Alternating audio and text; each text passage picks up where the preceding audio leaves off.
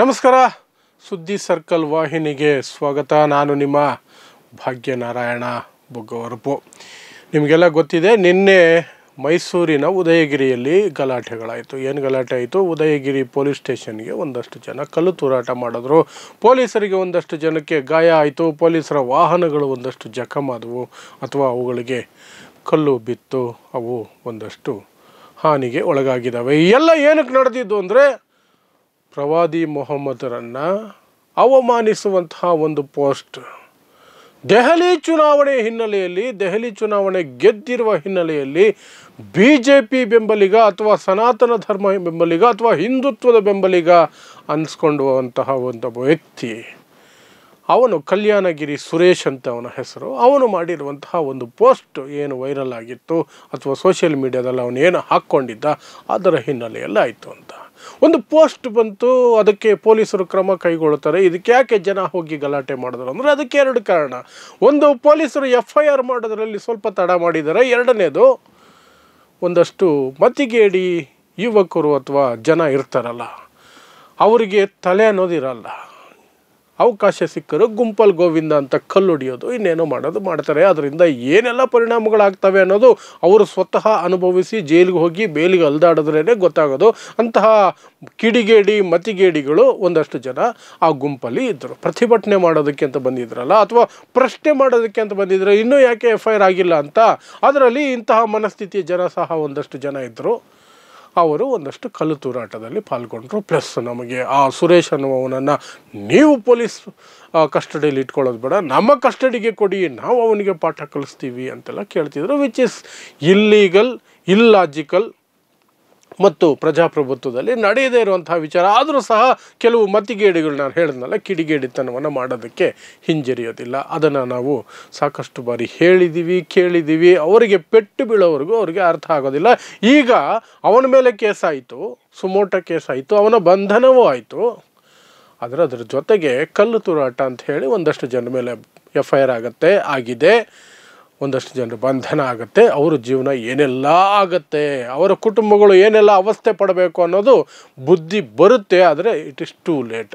So ಅದು ಹಾಗಿರಲಿ. ಈಗ ಬೇರೆ ವಿಚಾರಗಳಿಗೆ ಬರೋಣ. ಅದೇ ಗಲಭೆ ವಿಚಾರ, ಅದೇ ಗಲಾಟೆ ವಿಚಾರಕ್ಕಾಗಿ ಏನು ಈ ಪೋಸ್ಟರಲ್ಲಿ ಏನಿತ್ತು ಅಂದರೆ,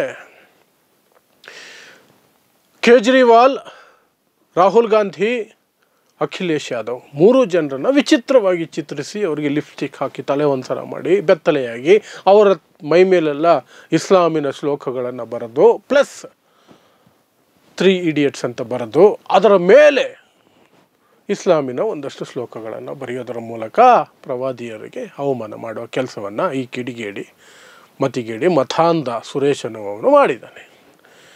ಸೊ ಆ ವಿಚಾರ ತಿಳಿದ ತಕ್ಷಣ ಪೊಲೀಸ್ ಅವರು ಏನು ಮಾಡಬೇಕಾಗಿತ್ತು? ಇದು ಸೂಕ್ಷ್ಮ ವಿಚಾರ ಅಲ್ವಾ? ಈಗಿರುವ ಪರಿಸ್ಥಿತಿಯಲ್ಲಿ ಅದರಲ್ಲೂ ಇಮ್ಮಿಡಿಯೇಟಾಗಿ ಆ್ಯಕ್ಷನ್ ತಗೋಬೇಕಾಗಿತ್ತು, FIR ಮಾಡಬೇಕಾಗಿತ್ತು. ಆದರೆ ತಡ ಮಾಡೋದಕ್ಕೆ ಕಾರಣಗಳಿರ್ತವೆ. ಇಂಥ ವಿಚಾರಗಳಲ್ಲಿ ಯಾರ ಒತ್ತಡಗಳು ಬರ್ತಾವೋ, ಸ್ಥಳೀಯವಾಗಿ BJP MP ಇರೋದು, ಮಾಜಿ BJP MP ಒಬ್ಬರು ಕಾಲರ್ ಮೇಲೆ ಹಾಕ್ಕೊಂಡು ಪೊಲೀಸರ ಮೇಲೆ ಬರ್ತಾ ಇರ್ತಾರೆ ಗೂಂಡಾಗಿರಿ ಮಾಡೋಕ್ಕೆ. ಮಿಸ್ಟರ್ ಪ್ರತಾಪ್ ಸಿಂಹ, ಅವ್ರ ಭಯನೂ ಇರುತ್ತೆ, ಏನೆಲ್ಲ ಇರುತ್ತೆ. ಅವರ ಪೊಲೀಸರ ಮನಸ್ಥಿತಿಯು ಹಾಗೆ ಇರುತ್ತೆ. ಯಾಕಂದರೆ ಅವರು RSS ಸಂಘ ಪರಿವಾರದ ಶಾಲೆಗಳಿಂದ ಓದ್ಕೊಂಡು ಬಂದಿರ್ತಾರೆ. ಹಾಗಾಗಿ ಅವರಿಗೆ ಆ ಸುರೇಶ್ ಅನ್ನುವಂತಹ ಮತಿಗೇಡಿ ಅಥವಾ ಕಿಡಿಗೇಡಿ ಆ ಒಂದು ಮನಸ್ಥಿತಿಯ ಧರ್ಮಾಂಧನ ಕೆಲಸ ಒಳಗೊಳಗೆ ಮೆಚ್ಚುಗೆನೂ ಆಗಿರ್ಬೋದು. ಯಾವುದೋ ಕಾರಣಕ್ಕೆ ಅಲ್ಲಿ FIR ತಡ ಮಾಡಿದ್ದಾರೆ. ಅದು ಒಂದಾದರೆ, ಇನ್ನೊಂದು ನಾನು ಹೇಳ್ದಂಗೆ ಈ ಮತಿಗೇಡಿ ಹುಡುಗರು ಇರ್ತಾರಲ್ಲ, ಮಾಡೋಕ್ಕೆ ಬೇರೆ ಕೆಲಸ ಇರಲ್ಲ, ಕಲ್ಲು ನೋಡಿದ ತಕ್ಷಣ ತೆಗೆದು ಹೊಡೆದು ಬಿಡಬೇಕು ಅವಕಾಶ ಸಿಕ್ಕರೆ ಅಂತಹದ್ದು ಬಂದು ಗಲಾಟೆಗಳನ್ನು ಮಾಡಿಕೊಂಡ್ರು. ಆದರೆ ಅದೇ ಸಂದರ್ಭದಲ್ಲಿ ಈಗ ಎದ್ದಿರುವಂತಹ ಪ್ರಶ್ನೆ, ಆ ಸುರೇಶ್ ಅನ್ನುವನ ಮನಸ್ಥಿತಿ ಏನಿದೆಯಲ್ಲ, ಆ ಪೋಸ್ಟ್ ಹಾಕಿದಾನಲ್ಲ, ಅವನ ಮನಸ್ಥಿತಿಯನ್ನು ಏನು ಅಂತ ನಾವು ನೋಡಬೇಕು ಅಂತ. ಯಾಕೆಂದರೆ ದೆಹಲಿ ಚುನಾವಣೆಗೂ ಪ್ರವಾದಿ ಮೊಹಮ್ಮದರಿಗೂ ಏನು ಸಂಬಂಧ? ಎಲ್ಲಿಂದ ಎಲ್ಲಿಗೆ ಸಂಬಂಧವನ್ನು ಕಲ್ಪಿಸಿ ನೀವು ನಿಮ್ಮ ದ್ವೇಷವನ್ನು ಸಾಧಿಸ್ತೀರಿ? ಇಂತಹ ದ್ವೇಷವನ್ನು ಸಾಧಿಸುವ ಮನುಷ್ಯರು ಅಥವಾ ಪ್ರತಿಪಾದಿಸುವವರು ಯಾವ ಹಿನ್ನೆಲೆಯ ವ್ಯಕ್ತಿ, ಅವರು ಯಾರ ಬೆಂಬಲಿಗರು, ಯಾರ ಚಮಚಗಳು, ಯಾರ ಬಲಗೈ ಬಂಟರು ಅನ್ನೋದು ಸಹ ಮುಖ್ಯವಾಗಿ ಚರ್ಚೆ ಆಗ್ತಿದೆ. ಈಗ ಅಲ್ಲಿ ಕೇಳಿ ಬರ್ತಾ ಇರುವಂತಹದ್ದು, ಕಾಂಗ್ರೆಸ್ ಆಪಾದನೆ ಮಾಡ್ತಿರೋದು, M ಲಕ್ಷ್ಮಣ್ ಕಾಂಗ್ರೆಸ್ ವಕ್ತಾರರು ಆಪಾದನೆ ಮಾಡ್ತಿರೋದು, ಆ ವ್ಯಕ್ತಿ ಪೋಸ್ಟ್ ಮಾಡಿದಂತಹ ವ್ಯಕ್ತಿ ಮಾಜಿ ಸಂಸದ ಪ್ರತಾಪ್ ಸಿಂಹ ಬೆಂಬಲಿಗ, ಪ್ರತಾಪ್ ಸಿಂಹ ಕೈವಾಡ ಇರಬಹುದು ಅಂತ. SDP ಅಧ್ಯಕ್ಷ ಅಬ್ದುಲ್ ಮಜೀದ್ ಸಹ ಅದೇ ಆರೋಪ ಮಾಡ್ತಿದ್ದಾರೆ. ಇದರಲ್ಲಿ RSS ಕೈವಾಡ ಇರಬಹುದು, ಪ್ರತಾಪ್ ಸಿಂಹ ಕೈವಾಡ ಇರಬಹುದು, ತನಿಖೆ ಆಗಬೇಕು ಅನ್ನುವಂಥದ್ದು. ಒಟ್ಟಿನಲ್ಲಿ ಆ ಮನಸ್ಥಿತಿ ಇವರ ಮನಸ್ಥಿತಿ ಅನ್ನೋದರಲ್ಲಿ ಯಾವ ಅನುಮಾನವೂ ಇರೋದಿಲ್ಲ. ಅದು ಸಂಘ ಪರಿವಾರದ ಮನಸ್ಥಿತಿ, RSSನ ಮನಸ್ಥಿತಿ. ಅಷ್ಟು RSSನ ಬೆಂಬಲಿಗ ಆಗೇ ಇರ್ತಾನೆ ಅವನು, ಸಂಘ ಪರಿವಾರದ ಬೆಂಬಲಿಗ ಆಗೇ ಇರ್ತಾನೆ, ಪ್ರತಾಪ್ ಸಿಂಹ ಬೆಂಬಲಿಗ ಆಗೇ ಇರ್ತಾನೆ. ಯಾರೆಲ್ಲ ಮುಸ್ಲಿಮರನ್ನು ದ್ವೇಷ ಮಾಡ್ತಾರೋ ಅವರೆಲ್ಲರ ಬೆಂಬಲಿಗನಾಗಿರ್ತಾನೆ ಅಂತಹ ಪೋಸ್ಟರ್ ಮಾಡುವಂಥ ವ್ಯಕ್ತಿ. ಅದರಲ್ಲಿ ಯಾವ ಅನುಮಾನವೂ ಬೇಕಾಗಿಲ್ಲ. ಆದರೆ ಅವನನ್ನು ಪ್ರಚೋದನೆ ಕೊಟ್ಟು ಇವರೇ ಹಾಗೆ ಮಾಡಿಸಿದ್ರು, ಅಥವಾ ಆ ಸಂಘಟನೆಯಲ್ಲಿ ಇವನು ಆ್ಯಕ್ಟಿವ್ ಆಗಿ ತೊಡಗಿಸ್ಕೊಂಡಿದ್ದಾನ, ಅಥವಾ ಈ ವ್ಯಕ್ತಿ ಯಾರು ಪ್ರತಾಪ್ ಸಿಂಹ ಮೇಲೆ ಈಗ ಆಪಾದನೆಗಳು ಬರ್ತಾ ಇದೆ, ಆತನಿಗೆ ನಿಕಟವಾದ ಸಂಪರ್ಕ ಇದೆಯಾ ಅನ್ನೋದ್ರ ಬಗ್ಗೆ ತನಿಖೆಯಿಂದ ಹೊರಗೆ ಬರಬೇಕು. ಅದು ಒಂದು ಕಡೆ. ಆದರೆ ಇನ್ನೊಂದು ಕಡೆ ಇಂತಹ ಸನ್ನಿವೇಶವನ್ನು ಬಳಸ್ಕೊಳ್ಳೋದಕ್ಕೆ BJP ಸದಾ ನಿರಂತರವಾಗಿ ತುದಿಗಾಲಲ್ಲಿ ನಿಂತಿರುತ್ತಲ್ಲ. ಪ್ರತಾಪ್ ಸಿಂಹ ಓಡ್ ಬಂದು ಉದಯಗಿರಿ ಪೊಲೀಸ್ ಸ್ಟೇಷನ್ ಹತ್ರ ಬಂದು ಹೀಗೆ ಹಾಗೆ ಶುರು ಹಚ್ಕೊಂಡ್ರು. ಮುಸ್ಲಿಮರ ವಿರುದ್ಧ ಹೇಳಿಕೆಗಳನ್ನು ಕೊಡ್ತಾ, ಇನ್ನು ನಾಳೆನೋ ನಾಡಿದ್ದು ಶೋಭಾ ಕರಂದ್ಲಾಜೆ ಬರ್ತಾರಂತೆ, ಅಶೋಕ್ ಬರ್ತಾರೆ, ಯಾರ್ಯಾರೋ ಬರ್ತಾರಂತೆ, ಅವ್ರಿಗೆ ಇನ್ನೇನು ಕೆಲಸ ಇಲ್ಲ. ಈ ವಿಚಾರದಲ್ಲಿ ಅಲ್ಲಿ ಬಂದು ಗಲಾಟೆ ಮಾಡುವಂಥದ್ದು ಏನಿದೆ? ಪೋಸ್ಟ್ ಹಾಕದವನು ಸುರೇಶ್ ಅನ್ನುವಂಥವನು, ಅದಕ್ಕೆ ಸರಿಯಾಗಿ FIR ಆಗಲಿಲ್ಲ ಅಂತನೋ, ಇನ್ಯಾವುದೋ ಸಿಟ್ಟಿಗೆ ನಮ್ಮ ಪ್ರವಾದಿಗೆ ಅವಮಾನ ಆಗಿದೆ ಅಂತಲೋ ಇವರು ಇಸ್ಲಾಂ ವಿರೋಧಿ ಕಲ್ಲು ತೂರಾಟವನ್ನು ನಡೆಸಿದ್ದು ಒಂದಷ್ಟು ಮುಸ್ಲಿಮರು.